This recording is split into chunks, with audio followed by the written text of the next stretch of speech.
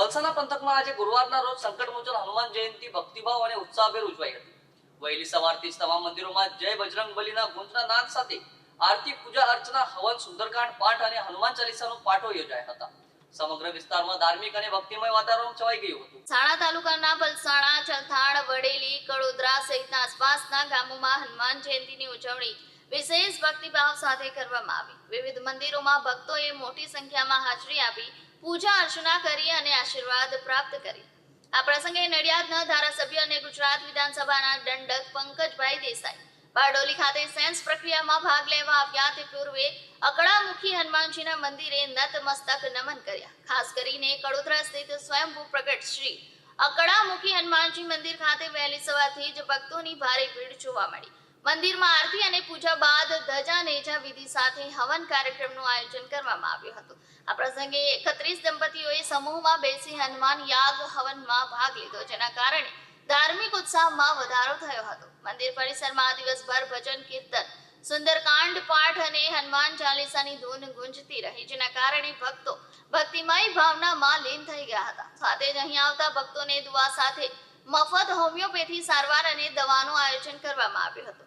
સાંજે 5 વાગે 10,000 થી વધુ ભાવિકો માટે મહાપ્રસાદીનું વિશાળ આયોજન કરવામાં આવ્યું હતું. આ રીતે પલસાણા પંથકમાં હનુમાન જયંતિ ઉત્સવ શ્રદ્ધા, ભક્તિ અને સામૂહિક એકતાના માહોલમાં સફળતાપૂર્વક ઉજવાઈ હતી. હનુમાન જયંતિ નિમિત્તે 10,000 થી વધુ ભક્તો માટે મહાપ્રસાદીનું આયોજન, દુઆ સાથે મફત આરોગ્ય તપાસ અને દવાનું વિતરણ કરાયું હતું. નડિયાદના ધારાસભ્ય અને ગુજરાત વિધાનસભાના દંડક પંકજભાઈ દેસાઈએ મંદિર દર્શન કરવા પધાર્યા હતા. અકળામુખી હનુમાનજી મહારાજ કી જય. શ્રી રામ, જય રામ, જય જય રામ. હું મહારાજ શ્રી ભાવેશભાઈ નયનભાઈ જોશી આજે અકળામુખી હનુમાનજી મહારાજના પ્રાંગણની અંદર પ્રતિ વર્ષે હનુમાન જયંતિ મહોત્સવની અંદર જે યજ્ઞ થાય છે એમાં આ વર્ષે પણ 31 જોડાઓએ યજ્ઞની અંદર ઉપસ્થિત રહી ભાગ લઈ પરમાત્માની કૃપા માટે આ યજ્ઞ પ્રારંભ થયો છે.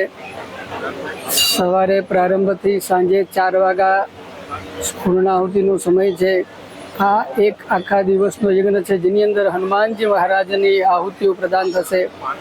ભગવાન હનુમાનજી મહારાજ અકળામુખી હનુમાનનો તેજ વધે એ હેતુથી પ્રતિ વર્ષ જ્યારે અહીંયા યજ્ઞ થાય છે ત્યારે અનેક ભક્તજનો આવી આ યજ્ઞનો લાભ લે છે, ભગવાનના દર્શનનો લાભ લે છે અને વૈદિક મંત્રોની સાથે ગણપાઠી બ્રાહ્મણોની સાથે આ યજ્ઞ સંપન્ન થાય છે.